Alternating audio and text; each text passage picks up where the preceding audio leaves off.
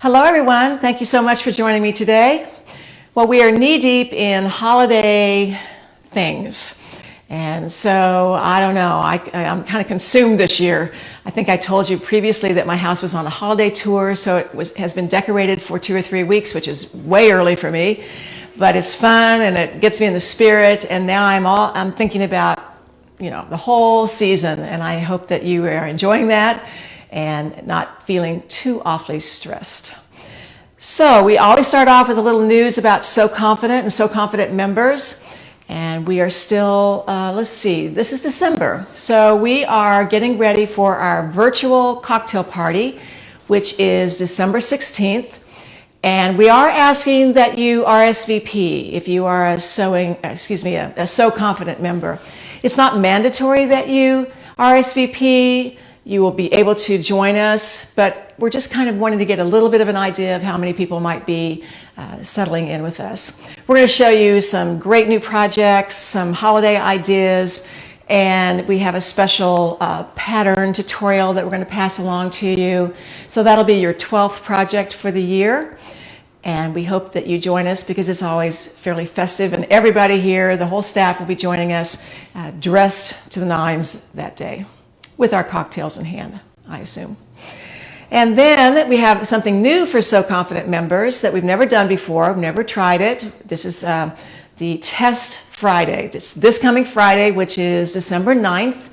And I'm doing a free sew-along where you can tune in and either sew along with me, or you can watch me as I make 2 of the miters that we use all the time in our patterns. A miter where the 2 hems that come together are the same width, we call that a symmetrical miter, and one where one hem is wider than the adjacent hem, and so that's an asymmetric miter. So I'm going to be doing it live, and you'll watch me do it and hopefully sew along with me with your samples and supplies that are included in the email that we sent you. Again, it would be nice to have an RSVP, not necessary, but we would like it because I don't know whether we're going to have 6 people or 600 people, which isn't going to happen. But, it'd be nice to know if we can be muted or not muted, and how much action is going to be from the audience end of things. So watch for that, and I'd love to have you join me. It will be recorded, and it will be in your count. So if you can't make it, no problems. You'll be able to watch it anytime. But it's kind of a test to see if this format works, and we hope to be repeating this format with other topics in the months to come. All right, I had an experience a couple of weeks ago. I went to Eureka Springs, Arkansas, and near there is Bentonville, Arkansas, which is the home of Walmart. And say what you want about Walmart, they have incredibly changed the culture of Northwest Arkansas. And one of the things that they've done is build this fabulous museum called Crystal Bridges. And architecturally, it's a stunning building. It's in the woods. It's very interesting, sort of an assemblage of shapes. And they have interesting events. And the event that I went to was called Fashioning America, Grit to Glamour. And I've seen a lot of museum fashion exhibits over the years in very important museums, really all over the world. But I was impressed with this in Northwest Arkansas. It was a very interesting take on fashion, particularly American fashion. So if you have an opportunity sometime before January 30th to drive through Bentonville, Arkansas, I encourage you to stop at Crystal Bridges and check out that exhibit because it is really interesting. So since we're in kind of the gift mode, I thought I would talk to you a little bit about some things that we haven't talked about for a while that make great gifts. And one of the things is we have these incredible scissors. They're called LDH scissors. They do come out of the box, even though I can't get them out of the box. And they're a special edition with the black handles. They're wonderful. You can just tell by the feel of them that they are sharp and smooth, and they're handmade, and they're lovely. And we were looking around the other day and realized we had a lot of them that we didn't know we had. And so we are putting these scissors on sale for the next week at 50% off, which is a huge big deal. So check this out, buy them for yourself, buy them for somebody else, have a partner buy them for you, whatever, a daughter, hint, hint. So check out the scissors. Of course, we're still promoting our gift cards. And for certain increments, amounts, you're always welcome to buy one for yourself, buy one for a sewing friend, or tell someone to buy it for you. But this is the time of year when I'm always thinking about scarves, because I am still a scarf wearer, particularly when it's under a coat and I'm going out, but still as an accessory. And I don't know, I guess I've written about scarves a lot. My first scarf book was called Scarves to Make, and it's my most beautiful book. The photography was done all over the city of New York, and there are contributing artists and sewers who have made some of the scarves that are in this book, and many of the names you will recognize. They are sewing stars, so to speak, and I think you would enjoy this book for yourself or as a gift. And then I wrote another book called Sew Easy Scarves, which is a totally different format. These scarves have instructions individually on cards. So it's a very simple format of how to make something. And it also has a little booklet of all the basic sewing techniques that go along that you need to make these beautiful scarves. There are 12 projects in this little booklet. And it makes a great gift for anyone, but I think particularly for someone who's beginning to sew or just coming back to sewing and trying to get their feet wet, working with a lot of different fabrics, and they're not overwhelming projects. It's not like telling them to make tailored jackets or pants. It's a nice, easy way to get back into sewing using some interesting materials. The same goes for a book called Sew Easy, which also has 12 projects in it. And this time it's everything from a scarf, a bag, a skirt, lots of different kind of projects. And it's perfect for that new entry sewer.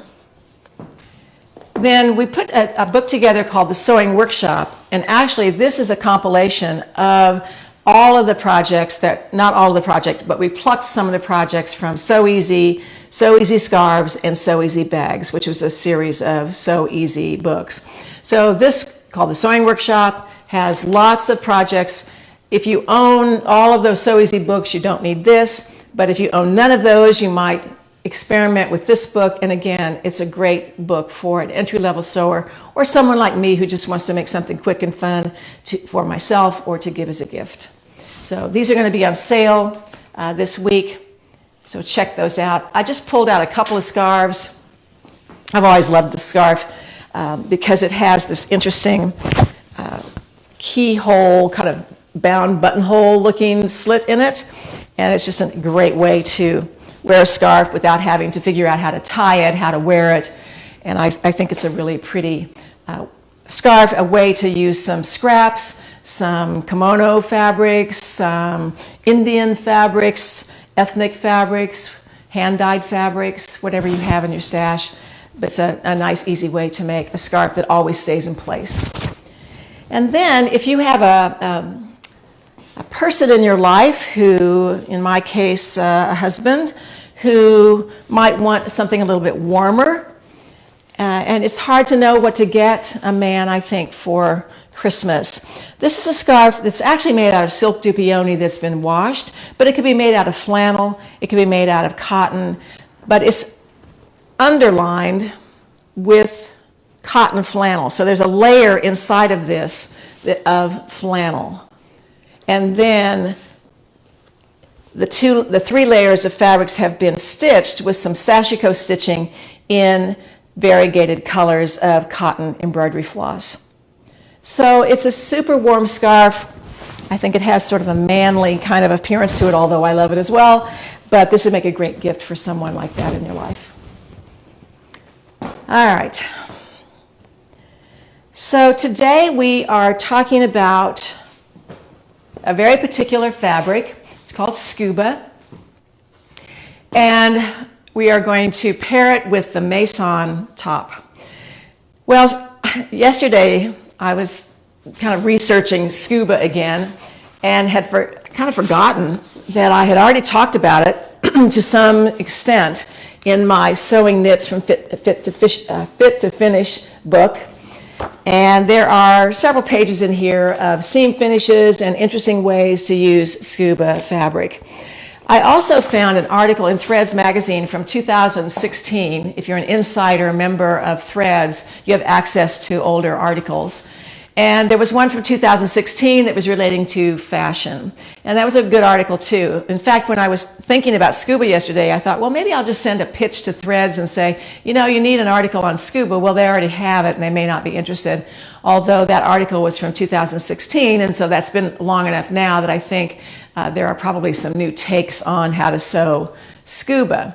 But Scuba is sort of the fashion cousin of neoprene. And we think of neoprene as that fabric for deep diving, something for warmth, totally water repellent, and more of a serviceable kind of fabric. And it's thick and very spongy. And it is also 2 layers with a little thin layer of foam between the 2 layers. So that's neoprene. Well, Scuba is the fashion side of things. It's not, doesn't have that foam inner, it's not 2 layers, but it has that similar sponginess to it. And we have used Scuba in the past for a couple of projects, one of which is the Chateau Coat. And what's nice about using Scuba is that you don't have to finish the edges. It has a real clean cut to it. So all of these edges are raw but look very nice. And all I did was do a little bit of contrasting top stitching on like the yoke and some of the overlapping seams. You can even do a very simple slashed pocket, and you don't have to do any welts or that sort of thing. All of these instructions are in the guide sheet for the Chateau Coat. The other item that I made out of Scuba is a Provence market bag. And I love this bag. I just recently saw a Scuba bag from one of the fine retailers in this country, and it was only $1,400.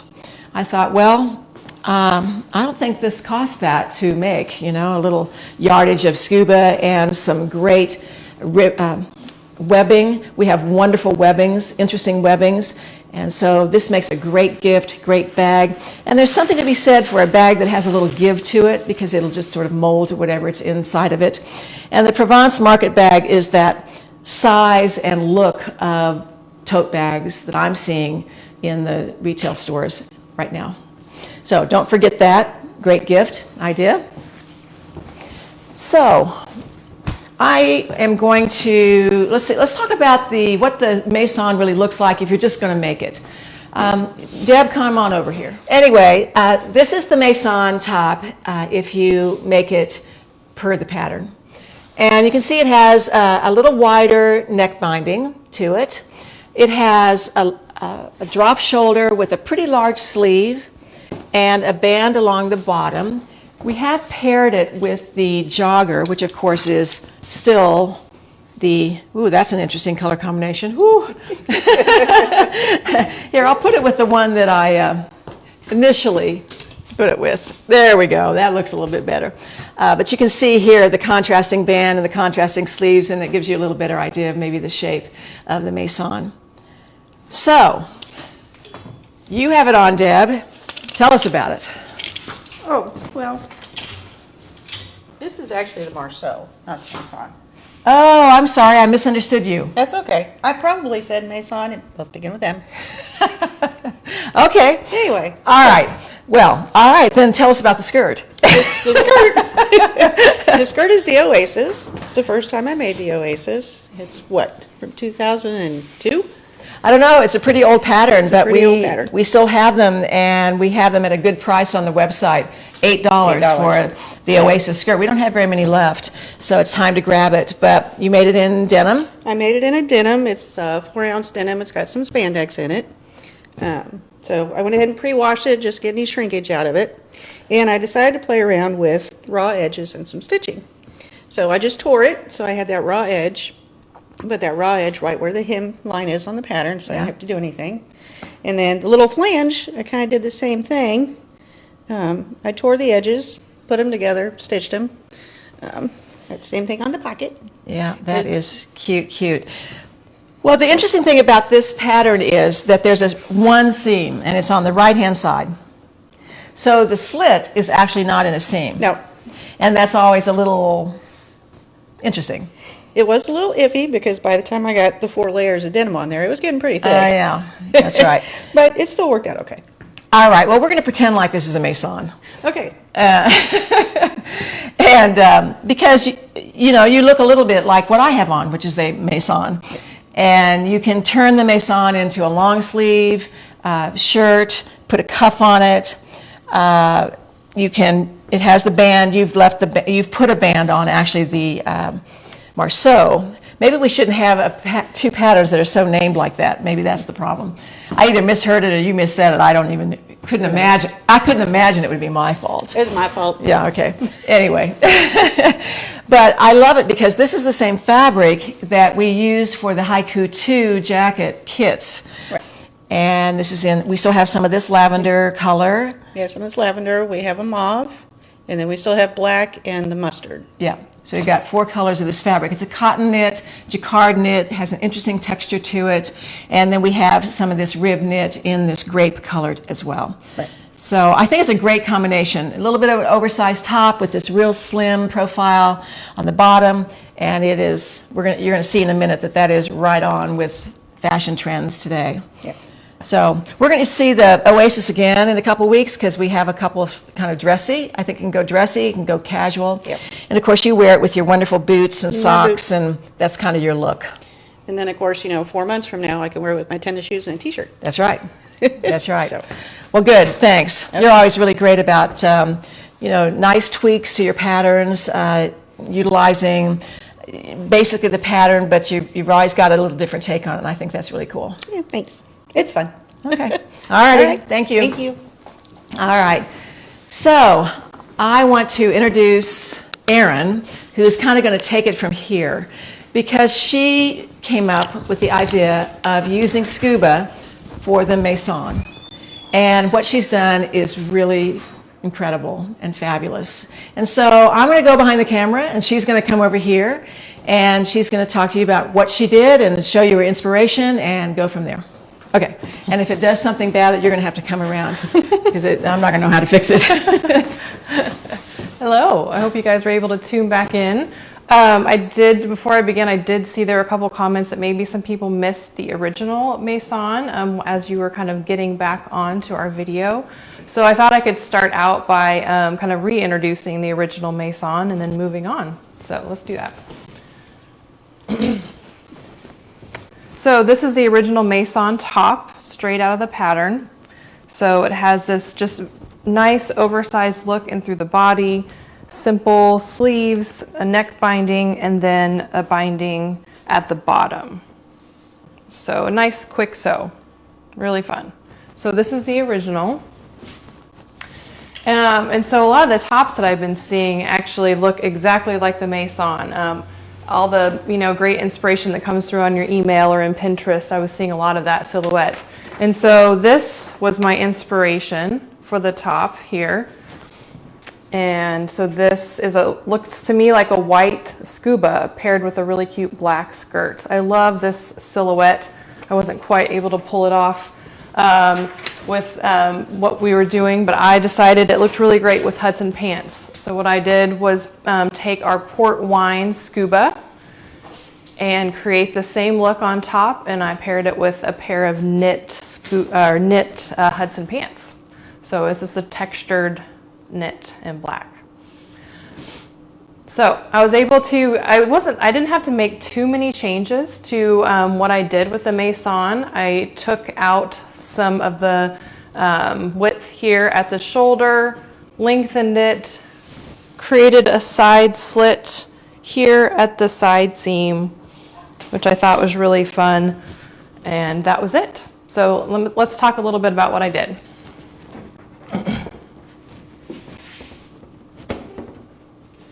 Okay. That good? All right. So what we did, had worked with Scuba previously, and I had a little trouble with it. I think it can be a little bit tricky to sew. You're changing your needles to get the exact needle, the exact thread. But with this Scuba that we have right now, I didn't have any problems. The first needle I used was a 75 universal needle. It sewed beautifully, no problems. I didn't have to change around and try and figure out another one. I used polyester thread because it is a knit. I used a walking foot. That was just kind of a given. I figured that Scuba is very spongy, and I thought it would just move over the fabric a lot easier if I used a walking foot. I always pull out my fusee web on any project, so I knew that was also a given. I did do a couple samples on the Scuba to make sure I had the right seam finish.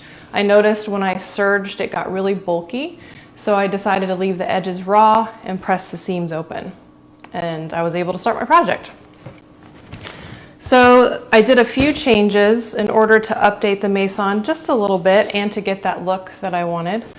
So my inspiration, it was longer and it didn't have that bottom band. So on the front and back pattern pieces has a lengthen and shorten line. And so I cut along that line and lengthened it 8 inches.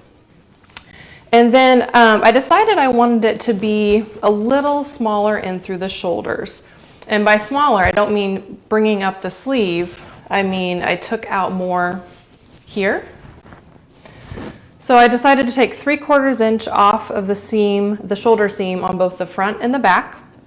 And then since I did that on the front and the back, I needed to take it out of the sleeve as well. And I'll show you exactly how I did that. And then I also needed to take it out of the neck binding. So 3/4 inch plus 3/4 inch from the front and the back. So I needed to do a total of 1.5. So I took that out of the length of the neck binding. So it is smaller. There's less of an opening in through the neck. So the sleeve was a little tricky. I had to think about it. So I thought I would show you what I did at the sleeve. I know this is a little lower. Can you see that? Okay. So the sleeve of the Maison, this is what it looks like straight out of the envelope, but I knew I needed to take out that 3/4 inch. So I needed to take the 3/4 inch out of the front. We know this is the front because there's your single notch. And then I needed to take 3/4 inch out of the back, and there's your double notches. So first, I wanted to retain the shape of the sleeve cap, so I traced it. So the main part I wanted was at the center where that sleeve dot is. So I traced the sleeve cap shape. And then, so I have the measurement, the 3/4 inch here, 3/4 inch on both sides of the sleeve cap dot.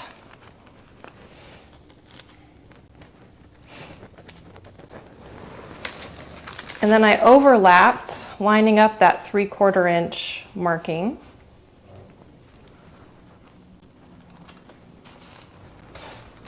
And then that's where this traced off sleeve cap comes into play. So I took that shape and I lined it up so it was lining up here on the top and finding that center of the sleeve. And there is the new, or kind of the old shape traced on to my new sleeve. So that's how I took 3/4 inch off of both the front and the back, and then the front and the back of the sleeve. Okay, before you move that, let's talk about something. So first of all, why did you take out this 3/4 of an inch across the top? It felt, and I'm actually going to move this here just a little bit. It felt like it was too big in through here, not only there, but also under here. So it was able to lift the garment up a little bit and making it a little slimmer underneath the arm. I don't know if you can kind of see that in the garment. If I can come around here, you stay right there. So when you have the, I'm assuming that's still on the camera, maybe it's not. Why don't you hold it? Yeah. So when in the original shape you have a large sleeve and it's because this is so dropped, this is dropped too. And so some people will take a line and bring it up so that you don't have so much below the armpit hanging. So one way to do that is to draw a new shape to the side seam and the sleeve seam. But it's a lot easier to just pinch this across the top to raise it, and that's what Erin did. Right, so I took it out not only of the front and the back and the sleeve, but also the neck binding. So you're taking it out here, all the way down to your sleeve hem. Right, now you could have repositioned the larger neck hole on what you did, but you liked it like it was, wherever it was raised to. But if you want this more open neckline, you could trace that onto the pattern that you've altered. You're seeing a lot of mock necks, and so I thought that this would achieve the look of a mock neck by not reshaping the neckline. Actually, now that I think about it, the garment that I have on, I shaped it under here. Oh, that's right. Right, and you did it across here. This is a lot easier to do than this. Okay. True. Dealing with a curve, and this is just a lot of straight lines. The other question was questioning this math of, wouldn't it be 3 inches that you take out, 1.5 inches and 1.5 inches? But no, 3/4 and 3/4 is what's taken out. 3/4 across the front, 3/4 across the back, that's 1.5 inches. So I believe our math is correct, and 3 inches wouldn't be the correct number. Right, because you would just, I mean, it's 3/4 inch out of the front, which also extends to that 3/4 inch in your sleeve, and then same in the back, 3/4 inch out of the back, which extends to the 3/4 inch out of the back of the sleeve. So how did you change the neck binding?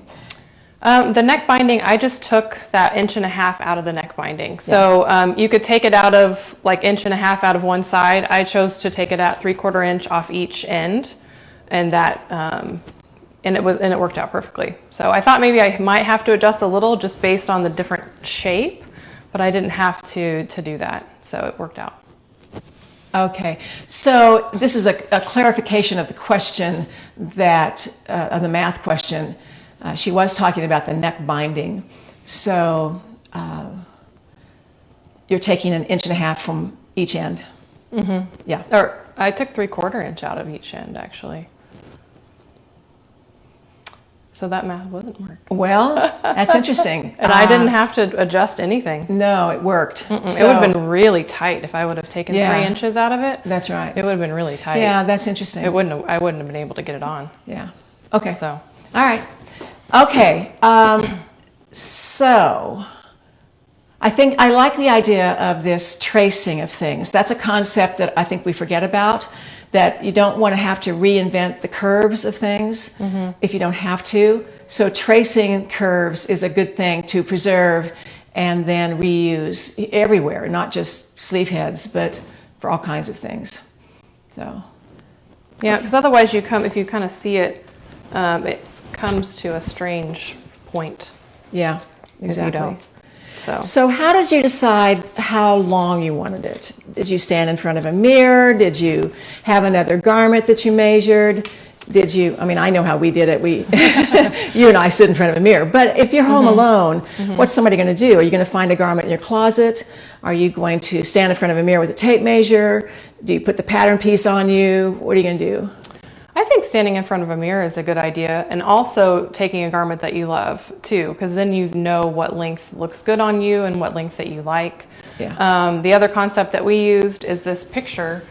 Granted, models, arms are extremely long, but taking where her thumb is hitting in this image, and that kind of gave us an idea maybe where it should hit on me as well. And that was looking in a mirror and working together on that, but that's another way to look at it. And then how did you determine the size of the opening, the vents? Where I wanted it to be, basically. I thought it was actually 1 inch below, or basically right at the notch. It was 1 inch below that lengthened shortening line once I lengthened it, and it was close to the notch. Okay. So I thought that would be an easy indicator. So you're someone who owns a serger and a sewing machine, and you know how to miter, and you do all that stuff. But you chose to not serge this because it creates a lump. Is that Right. Is that the reason, pretty much? Right. It made it too thick to serge it. Yeah. And so did you miter any corners, or how'd you do those hems at the corners? I did miter the corners because I thought it was pretty thick when I overlapped it and didn't miter it, and mitering is a little cleaner, a little nicer. So I decided to miter the corners. So I mitered the corners, so 4 miters on it. Yeah, I think that's a great idea. And even though you own a serger, you don't own a cover stitch machine. Right. So what'd you use for your top stitching for the sleeves and the bottom? So I used Fusey Web to fuse the hems in place, and then I just top stitched it. I didn't finish the edges, so that's raw, and then top stitch it with my walking foot. Okay. Were there any tricks on ironing the seams open, or how hot of an iron? Does the fabric melt? Is it hard to press? I didn't find it hard to press. I did use a pressing cloth, so I didn't want the iron to touch the fabric. I thought it would melt or leave a mark. So I did use a pressing cloth. Yeah, this is a fabric that has a very smooth finish to it because of the way it's knitted. This particular fabric that we are using is tencel, which is rayon. And so do you think this fabric is hot to wear? I don't think so. I've just had it on the last hour, but so far it's really comfortable. Yeah. So I think so. I don't think it's hot to wear. I think it's comfortable to wear. I thought it was easy to sew, Right. Compared to some of my previous experiences, and it's just really comfortable. It actually feels kind of brushed. Like it's just very soft on both sides. You found that there was a right and wrong to this fabric, which was surprising, since it's basically an interlock, or even a double knit, I guess we could call it. But you found that there was a slight difference, and when you washed it, it changed, or did it change? I thought it got softer and felt more brushed after I washed it. It washed wonderfully. I didn't have any shrinkage or anything like that, but I did find that it got a little softer, a little drapier. One side does seem to have that brushed feeling to it, and the color is a little softer and kind of less saturated than the wrong side. Yeah, this is kind of a new generation of scuba for us. The scubas that we've had in the past have been thicker and mostly polyester. And this is the first time we've ever seen a tencel scuba, lightweight, very fashionable, and super drapey. Right, very drapey. Yeah, most scubas have a little more body to them. So this is another, and we get this from a very special source, and this is the first time we've ever carried this particular fabric. So someone wants to see a close-up of the hems and the stitching, I think. So let's go to a sleeve here, if I can do this, and see if we can see this. Yeah, you can sort of see it. But that's one nice thing. You don't really see it. The stitching is not really predominant. Now, while I'm in here, I want to show something about the neck binding. So come a little closer. All right, so we had a little discussion about this, of how far away do you top stitch the neck binding. And I think you need to go a little bit farther away than you might normally do in a normal t-shirt. This is almost 3/8 of an inch, a good fat 1/4 inch. Now because of the nature of this fabric and because of the width of this binding, this is not a binding that molds like other neck bindings, so it's going to be more difficult to shape this particular binding. But I think you did a good job. I think it looks great. So there's the top stitching though on the neck. And so I just trimmed it after I was done, and after I top stitched it, I just trimmed it really close to that stitching. So that part is not serged either, which we traditionally would. Yeah. So when you press the seams open, did they stay open? Yes, I didn't have any problems with the when I pressed seams open or when I pressed the hems, having trouble having them stay. So I think just use your pressing cloth and kind of a medium heat. Well, we found that when we put the fabrics on the wall, because they come on these bolts and packages and all that, and they've been shipped from out of the country, that there are some wrinkles. And they didn't just fall out when we steamed them. So it tells me that you want to be careful with your pressing and make sure that you don't press something in that you might not be able to get totally out. True, I didn't have that issue, so I don't know, if you would have trouble, know. So make sure you've got the length right before you hem it. And you don't want to make it longer and let out a hem that you've already pressed, that kind of thing, because I think you're going to get a crease. Okay. Did you use a straight stitch for the top stitching or a very narrow zigzag? A straight stitch. Yeah. We don't tend to use the narrow zigzags for either seams or top stitching around here. We're kind of a regular stitch kind of company. Right. There isn't any seams or any part of this garment that's tight, close fitting, which maybe you would want to use a different stitch for that. But this is a very loose garment. So what was your formula for determining the length of the neck binding? Now, you've already explained that you took off the same amount that you took off from the shoulder seams. But if you didn't do that, what would the formula be? So if another way you could do it is you could measure the opening at the neck and then take that measurement and it'll be 7/8, so multiply it by 7/8. And so it's going to be that much smaller than your opening. And that's how we do our traditional neck binding, especially if you're going to change a neckline or anything like that. That's how you can create your own neck binding pattern piece. That works 99.9% of the time. Every once in a while, you have to take it off and either lengthen it or shorten it. But that formula seems to work for us all the time. All right, so as I described before, this is a new generation of fabrics. And so all of these are the same Scuba fabric. And they are from the same company. Interestingly enough, they're different widths, and we have no explanation for that. Same company, same fabric. We have no idea. Some are 60-something, some are 58, some are 54, so you need to pay attention to that when you're ordering. But I would consider all of them to be the 60-inch layout for the most part. So we have two greens. We have my kind of green, this lovely light spring green, I'll call it, light green. And this seems to be a real serious color of the season, and actually this is the color that Erin wanted to make hers out of, and I talked her into the other color. This was going to be based on something else that she was going to wear, which didn't work, and so whatever. But at any rate, this fabulous forest green, what do we call it here? I think pine. Pine, that's a good name for it. All right, so then we have blue, kind of a blueberry blue. You can see how drapey these are. And there's a sheen to it, but not so shiny that it feels cheap or swimsuity or anything like that. But it feels so good. It's soft, and it actually has a cool touch to it, which rayon, which tencel does have. Back to that question of whether it's a hot fabric or not. Tencel is not necessarily hot. Sometimes it's the way it's woven or knitted or whatever, but the fiber itself is not considered hot fiber. This is navy, but it's a good royal kind of navy. It's not a deep, deep, deep dark navy. It clearly reads as blue. And what one's that called? Since This we is do have called so many blues. Nightfall blue. Okay. Yeah. And then we have a brown. This, we call it gravel gray, which is interesting.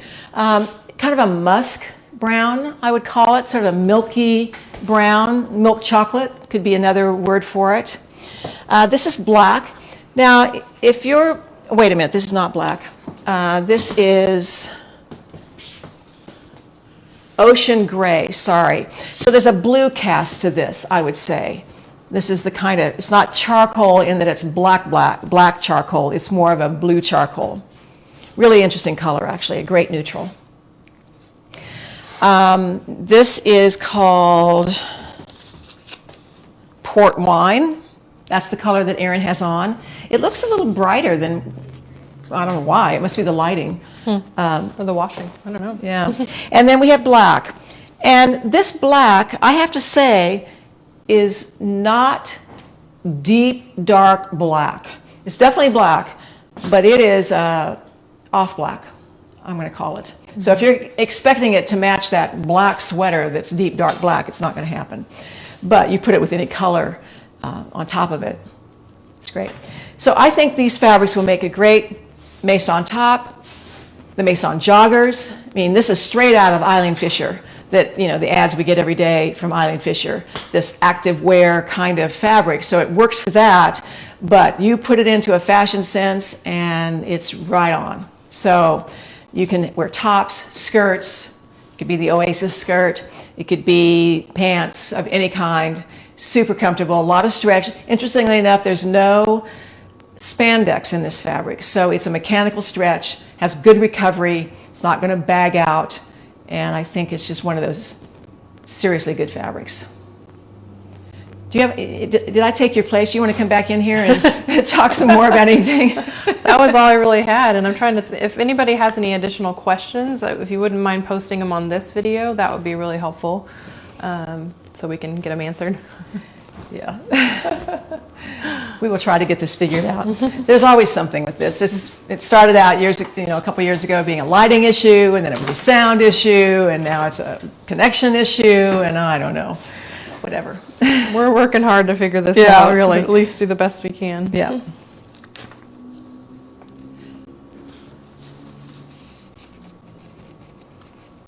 I was going to see if I could look on the previous video, but I think I was fairly up to date on the questions Okay. before it went out. I tried to stay with it okay, as good. best I Okay. could, but sorry if we missed a question of yours.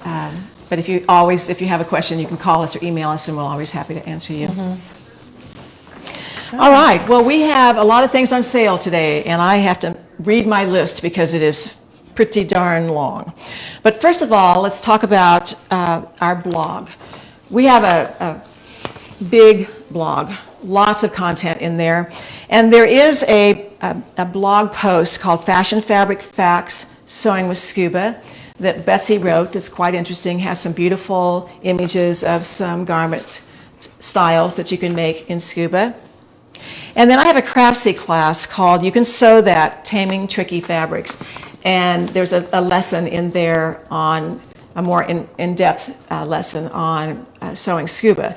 Now, in that class, it's alternative seam finishes and methods of finishing it.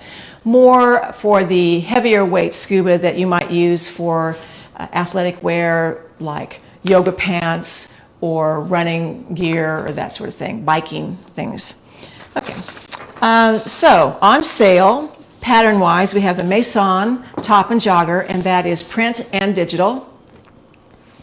We have the Chateau Coat, which is print And digital. and digital. We're losing track. It's become so vast. The Provence market bag, which is digital. And the Oasis skirt, which is print, and that's only $8. So you should pick that up. That's a fun skirt to make, especially for the holidays, and something really wonderfully glittery and silky and fun. The scarf books are 50% off, and the great scissors are 50% off. And then we have 2 tutorials that are PDF format. Well, actually not. One is PDF, a sewing fashion Scuba, which is all about making the Chateau Coat in Scuba. And then we have the how to make the Maison top. Now that's digital, right? Or I mean, that's a video. Video. Yeah, that's video. Yeah. So lots of things on sale. We do have a couple questions that popped up here. Okay. So in the beginning, you were talking about your scarves. Yeah. Which book are the scarves that you showed? Which ones are? All right. So this one is in Scarves to Make, and this one. Both are in this book, although this scarf in this book has this buttonhole type detail at both ends, and I just put it on one end. And then this one has this one.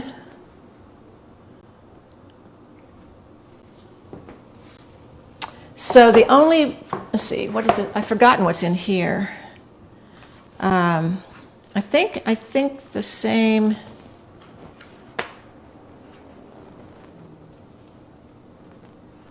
I think the only book where both of them show up is this one. And the photography in that one is amazing. Yeah. Okay, and so someone has previously bought Scuba from us, and it was a little thicker. What patterns would you use? Well, we have the Chateau Coat, of course, that we showed, and the Provence Market bag. I think it would make a great 8th Avenue skirt. It would make a great Oasis skirt. You could make a Brando jacket or a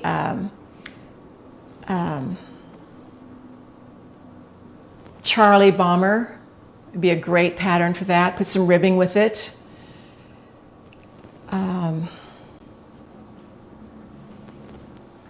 The Stafford jacket would work. The West End top with the hood would work. That'd be great, actually. Actually, in that blog that Betsy wrote, there are 4 or 5 suggestions of some of our patterns to make that are probably different than what I've just said. I think, yeah, West End, Barcelona, I think was Barcelona in that, which I think would be great. Really interesting. I mean, when will the next year's So Confident information be available? We're going to start talking about that next Tuesday, and the actual launch is... Alex, where are you? Stay tuned. Yeah, it's almost here. We're going to be talking about it in depth next Tuesday, and I actually think that's when it's launching, or else it's the following Friday. We have so many dates on our calendars this month with so many things that are going on, but we're almost there. I mean, we are building the product now as we speak on the website. We just haven't made it active yet. We have a special offering with it this time that we're going to surprise you with. You get something free, a big deal free thing if you sign up in December. So stay tuned. Okay, and some more details will be going out on an email today. So I'm guessing Okay. that's Alex who posted that, or Betsy, I'm not sure. All right. Okay, I don't see any other questions. All right. Thank you so much, everybody. Hope you're in the holiday spirit. Have a great time with it. Relax. Enjoy yourself. And we will see you next Tuesday. Well, I'll see you Friday for the mitoring class and Tuesday for another Facebook Live.